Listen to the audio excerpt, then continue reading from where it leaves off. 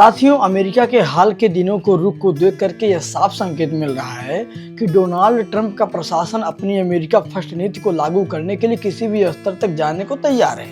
अंतर्राष्ट्रीय स्तर पर यह रणनीति अब और अधिक आक्रामक रूप में दिखाई दे रही है। फरवरी 2026 में एक महत्वपूर्ण घटना हुई जब प्रधानमंत्री नरेंद्र मोदी और ट्रंप ने एक अंतरिम व्यापार ढांचे की घोषणा की थी। इस समझौते में भारतीय निर्यातकों को बड़ी राहत मिली थी और टैरिफ को 50% से घटा करके 18% कर दिया गया। हालांकि अमेरिकी विदेश नीति का यह संतुलन ज्यादा दिन नहीं टिक सका। ईरान, इजराइल, अमेरिका तनाव और ट्रंप प्रशासन की आक्रामक नीतियों ने इस कूटनीतिक मिठास को जल्दी ही खत्म कर दिया। इसी बीच अमेरिका ने अब एक बार फिर अपनी सख्त व्यापारिक रणनीति का संकेत देते हुए सेक्शन 301 यानी यूएस ट्रेड एक्ट 1974 का सहारा लिया है। यह प्रावधान अमेरिका को यह अधिकार देता है कि वह किसी भी देश की व्यापार नीतियों को गहराई से जांच कर सके। इस प्रक्रिया को अमेरिकी व्यापार प्रतिनिधि यूएसटीआर के माध्यम से संचालित किया जाता है। यदि इस जांच में किसी भी प्रकार की अनुचित व्यापारिक प्रथाएं यानी जैसे अनफेयर ट्रेड प्रैक्टिस सामने आती है तो अमेरिका को यह अधिकार मिल जाता है कि वह संबंधित देश पर अतिरिक्त टैरिफ लगा सके या मौजूदा व्यापारिक समझौतों को निलंबित कर दे। यह वही रणनीति है साथियों जिसका इस्तेमाल ट्रंप प्रशासन ने अपने पिछले कार्यकाल में चीन के खिलाफ किया था।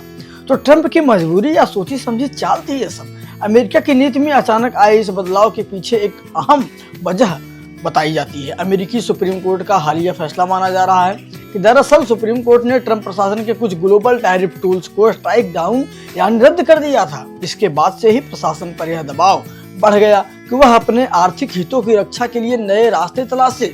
ऐसे में अब ट्रंप प्रशासन वैकल्पिक उपायों के जरिए दबाव बनाने की कोशिश करता नजर आ रहा है। सेक्शन 301 जैसी कानूनी शक्तियों का सहारा लेना इसी रणनीति का हिस्सा है। अमेरिका का आरोप है कि भारत समेत दुनिया की 16 बड़ी अर्थव्यवस्थाओं में स्ट्रक्चरल एक्सेस कैपेसिटी यानी जरूरत से कहीं अधिक उत्पादन क्षमता की समस्या है। अमेरिका का कहना है कि इन देशों में सरकारी सब्सिडी और नीतियों के कारण उद्योगों में उत्पादन क्षमता इतनी बढ़ गई है कि वे अपने घरेलू जरूरत से ज्यादा सामान बना रहे हैं। इसका सीधा असर वैश्विक बाजार पर पड़ रहा है। अमेरिका का दावा है कि इस ओवर प्रोडक्शन के कारण अंतर्राष्ट्रीय बाजार में वस्तुओं की भरमार हो रही है जिससे कीमतें प्रभावित होती हैं और कई देशों को ट्रेड सरप्लस का फायदा मिलता है। वहीं इसका नुकसान अमेरिकी उद्योगों और वहां के रोजगार पर पड़ता है। ट्रंप प्रशासन इसे अमेरिकी नौकरियों के लिए खतरे के रूप में पेश कर रहा है। इसी आधार पर अब वह सख्त कदम उठाने की तैयारी में है ताकि घरेलू उद्योगों को सुरक्षा दी जा सके और वैश्विक व्यापार में अमेरिका की स्थिति को मजबूत किया जा सके। तो सीधा सीधा भारत पर निशाना क्यों है, जानिए। अमेरिका की नई व्यापारिक शक्ति में भारत भी सीधे निशाने पर आ गया। इसका कारण क्या है?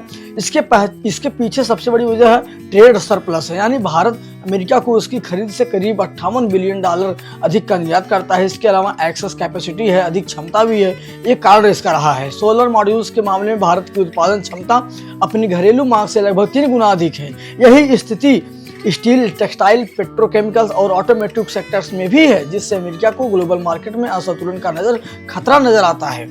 हालांकि इस जांच के दायरे में सिर्फ भारत ही नहीं बल्कि चीन, यूरोपियन यूनियन, जापान और वियतनाम समेत कुल 16 देश शामिल है। यदि यह जांच आगे चलकर के टैरिफ में बदलती है तो भारत के इलेक्ट्रॉनिक्स, इंजीनियर्स गुड्स और सोलर उपकरणों का निर्यात महंगा हो जाएगा। ऐसे में वैश्विक बाजार में एक नया ट्रेड वार शुरू हो जाएगा। शांति से शक्ति पर ट्रंप लौट गए हैं। क्यों?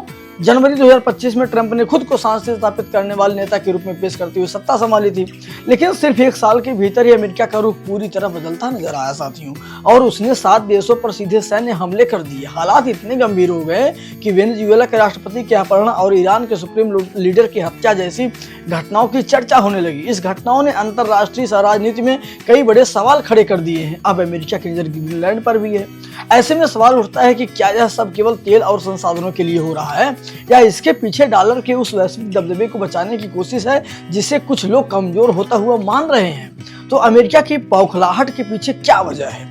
अमेरिका के आक्रामक रूप को समझने के लिए सबसे जरूरी है नंबर्स को देखना। जीडीपी की दौड़ में अब तस्वीर बदल रही है। 2026 के आंकड़ों के मुताबिक ब्रिक्स प्लस देशों की संयुक्त जीडीपी यानी पीपीपी के आधार पर वैश्विक जीडीपी का करीब 37% से 40% तक पहुंच चुकी है। वहीं G7 देशों जैसे अमेरिका और उसके साथी जो है उनकी हिस्सेदारी घट करके लगभग 29% रह गई है। यह बदलाव सीधे सीधे वैश्विक ताकत के संतुलन को प्रभावित कर रहा है। दूसरा बड़ा झटका किसमें मिला? पेट्रो डॉलर सिस्टम को लग रहा। 1970 के दशक में हेनरी किसिंजर की पहल पर अमेरिका और सऊदी अरब के बीच एक अहम समझौता हुआ था साथियों, जिसके तहत तेल का व्यापार सिर्फ डॉलर में होता था। इससे डॉलर पूरी दुनिया की जरूरत बन गया। अब हालात बदल रहे हैं। चीन और सऊदी अरब के बीच तेल का व्यापार युआन में होने लगा है, जिससे इस व्यवस्था की पकड़ कमजोर हो रही है। तो डॉलर की स्थिति भी धीरे धीरे कमजोर होती दिख रही है। IMF के अनुसार वैश्विक रिजर्व करेंसी में डॉलर की हिस्सेदारी 2001 से में 71% थी, जो 2026 तक घट करके 58% से नीचे आ गई है। ऐसे में जब आर्थिक ताकत पर प्रभाव पड़ता है और वैश्विक प्रभाव को चुनौती मिलने लगती है, तो सवाल यही है कि क्या अमेरिका अपनी ताकत दिखाने के लिए आक्रामक कदम उठा रहा है। फॉर्मेटिव रियलिज्म है। ट्रंप की इंटरनल पॉलिटिक्स क्या है, सिर्फ अमेरिका की विदेश नीति है? तस्वीर इससे कई बड़ी है, बहुत ज्यादा बड़ी है। यह अंदरूनी राजनीति का दबाव भी है, जो अब बाहरी फैसलों में झलक रहा है। सबसे पहले आर्थिक स्थिति को देखते हैं। अमेरिका का राष्ट्रीय कर 34 ट्रिलियन डॉलर के पार पहुंच चुका है। ऐसे में डोनाल्ड ट्रंप के लिए डॉलर की वैश्विक मांग बनाए रखना बेहद जरूरी हो जाता है, क्योंकि इसमें गिरावट अमेरिकी अर्थव्यवस्था को गंभीर संकट में डाल सकती है। दूसरी तरफ घरेलू मोर्चे पर भी चुनौती बढ़ रही है। 2026 में ट्रंप की लोकप्रियता में गिरावट देखी जा रही है। महंगाई और टैरिफ वार से परेशान अमेरिकी जनता में असंतोष बढ़ा है और बड़ी संख्या में लोग इन नीतियों के खिलाफ खड़े नजर आ रहे हैं। इसी संदर्भ में एक्सपर्ट परफॉर्मेंस रियलिज्म की बात करते हैं, यानी ऐसी नीतियां और कार्रवाइयां जिनका उद्देश्य वास्तविक समाधान से ज्यादा अपनी ताकत का प्रदर्शन करना होता है। ईरान जैसे मामलों में की गई सैन्य कार्रवाई को कुछ विश्लेषक इसी नजरिए से देखते हैं, जहां कदम रणनीति से ज्यादा संदेश देने के लिए उठाए जाते हैं। ट्रंप पर अंतर्राष्ट्रीय दबाव भी कम नहीं है। नाटो के पारंपरिक सहयोगी अब पहले जैसे साथ खड़े नहीं दिख रहे हैं। कई यूरोपीय देशों के साथ मतभेद सामने आए हैं, जिससे अमेरिका की वैश्विक पकड़ पर असर पड़ा है। आर्थिक मोर्चे पर लिए गए फैसले, खास करके भारी टैरिफ और व्यापार युद्ध ने सप्लाई चेन को भी प्रभावित किया है। वहीं सुप्रीम द्वारा कुछ टैरिफ फैसलों पर रोक लगने से प्रशासन को झटका भी लगा है। अमेरिका के सामने असली चुनौती उसकी आर्थिक स्थिति है, यानी बढ़ता हुआ कर्ज, बजट घाटा और डॉलर पर निर्भरता। अगर दुनिया डॉलर से दूरी बनाती है तो ट्रेजरी बॉन्ड बेचना मुश्किल हो जाएगा, ब्याज दर बढ़ेंगी और सरकार को या तो टैक्स बढ़ाने होंगे या सैन्य खर्चे घटाना पड़ेगा। इसका सीधा मतलब होगा अमेरिका की एकमात्र सुपर पावर वाली स्थिति पर असर पड़ेगा। इसी दबाव का असर वैश्विक स्तर पर भी दिख रहा है। ग्लोबल साउथ के देश जो देश हैं, वो धीरे धीरे अमेरिकी वित्तीय सिस्टम से दूरी बनाने की कोशिश कर रहे हैं, जिसे डिकपलिंग कहा जा रहा है। उधर चीन इंडो पैसिफिक क्षेत्र में अपनी ताकत तेजी से बढ़ा रहा है। ऐसे में अमेरिका की नई रक्षा रणनीति भी संकेत देती है कि वह वैश्विक सुरक्षा का बोझ सहयोगी देशों पर डालते हुए अपने क्षेत्रीय प्रभुत्व को मजबूत करना चाहता है। इस पूरे प्रदेश में चाहे ट्रंप हो या कोई और राष्ट्रपति, अमेरिकी की प्राथमिकताएं लगभग एक जैसी ही रहती हैं। चीन के प्रभाव को सीमित करना, ईरान के परमाणु कार्यक्रम को रोकना और ब्रिक्स देशों की डॉलराइजेशन की कोशिशों को कमजोर करना। भू राजनीतिक लक्ष्य वही है, बस उन्हें हासिल करने के तरीके अलग अलग हो सकते हैं। तो तेल पर अमेरिकी नियंत्रण की कोशिश क्या है? अमेरिका की हालिया कार्रवाइयों को पैटर्न देखने पर एक बात साफ उभरती है कि निशाने पर वही देश है जिनके पास बड़े ऊर्जा संसाधन है। जिन 7 देशों पर कार्रवाई की बात हो रही है, उनमें ईरान, इराक, नाइजीरिया, वेनेजुएला और सीरिया जैसे प्रमुख तेल उत्पादक शामिल बताए जाते हैं। वेनेजुएला में की गई कार्रवाई का लक्ष्य उसके विशाल तेल भंडार पर नियंत्रण बताया जा रहा है, जबकि ईरान के संदर्भ में इसे उभरते ऊर्जा गठबंधनों को कमजोर करने की कोशिश के रूप में देखा जा रहा है। नाइजीरिया में दिसंबर 2025 की एयर स्ट्राइक को कुछ विश्लेषक अफ्रीका में बढ़ते चीन के प्रभाव को सीमित करने और खनिज संसाधनों पर पकड़ मजबूत करने की रणनीति मानते हैं। नाइजीरिया के मामले में अमेरिका ने कंट्री ऑफ पार्टिकुलर कंसर्न यानी CPC का हवाला दिया। यह टैग आमतौर पर धार्मिक स्वतंत्रता या मानवाधिकार के मुद्दों से जोड़ा जाता है। ऐसे लेबल कई बार कूटनीतिक दबाव बनाने के औजार बन जाते हैं। ईरान ने निकाल दिया अमेरिका का तेल। वाह भाई! इराक के युद्ध की तरह ही ट्रंप प्रशासन पर आरोप है कि उसने ईरान में तत्काल परमाणु खतरे का दावा किया, जबकि अंतर्राष्ट्रीय परमाणु ऊर्जा एजेंसी यानी IAEA या अमेरिकी खुफिया एजेंसियों के पास इसके स्पष्ट सबूत सामने नहीं आए हैं।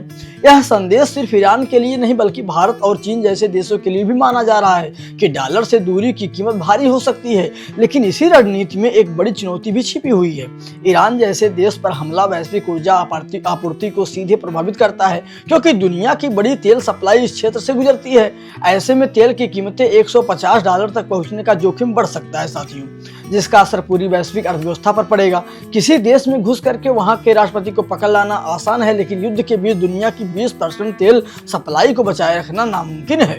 तख्ता पलट करना तो अमेरिका को आता है, लेकिन $150 तक पहुंचने वाले तेल के दाम और टूटी हुई इकोनॉमी को संभालने का उसके पास कोई प्लान नहीं है। तो तो अगला शिकार कौन है? ग्रीनलैंड और संसाधन युद्ध।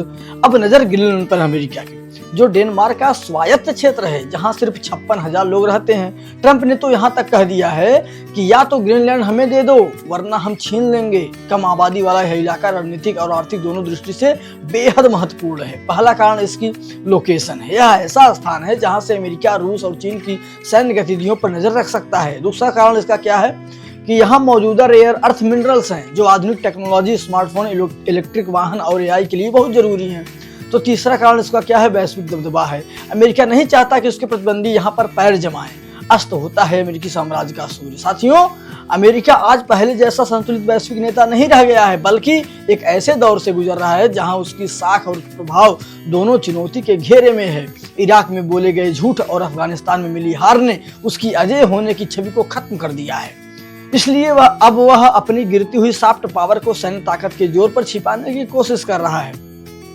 आर्थिक मोर्चे पर भी स्थिति बदलती दिख रही है। लंबे समय तक वैश्विक वित्तीय व्यवस्था की रीढ़ रहा पेट्रो डॉलर सिस्टम अब दबाव में है। ब्रिक्स जैसे समूहों का बढ़ता प्रभाव और वैकल्पिक भुगतान प्रणालियों पर काम इस बदलाव को साफ दिखाता है। ब्रिक्स देश अब ब्रिक्स पे और डिजिटल मुद्राओं के जरिए डॉलर के बिना व्यापार करना सीख चुके हैं। भारत जैसी शक्तियां अब अमेरिका की धमकियों के आगे झुकने को तैयार नहीं है। इस तरह से अमेरिका की यह आक्रामकता उसकी मजबूती नहीं, उसकी कमजोरी का सबसे बड़ा सबूत है। साथियों, ऐसी महाशक्ति जब संवाद छोड़ दे और सिर्फ डंडे का इस्तेमाल करे तो समझ लीजिए कि उस साम्राज्य का सूर्यास्त करीब है। साथियों, तो बस अब इस वीडियो को यहीं समाप्त करते हैं। वीडियो अच्छी लग रही हो तो वीडियो को लाइक और चैनल को सब्सक्राइब जरूर कीजिएगा, क्योंकि मात्र 1 सेकंड का समय लगता है। तो वीडियो अगर जानकारीपूर्ण लगी हो तो औरों के साथ, अपने साथियों के साथ शेयर भी कर दीजिएगा। मिलते हैं आपसे अगले वीडियो में। जय हिंद, जय भारत।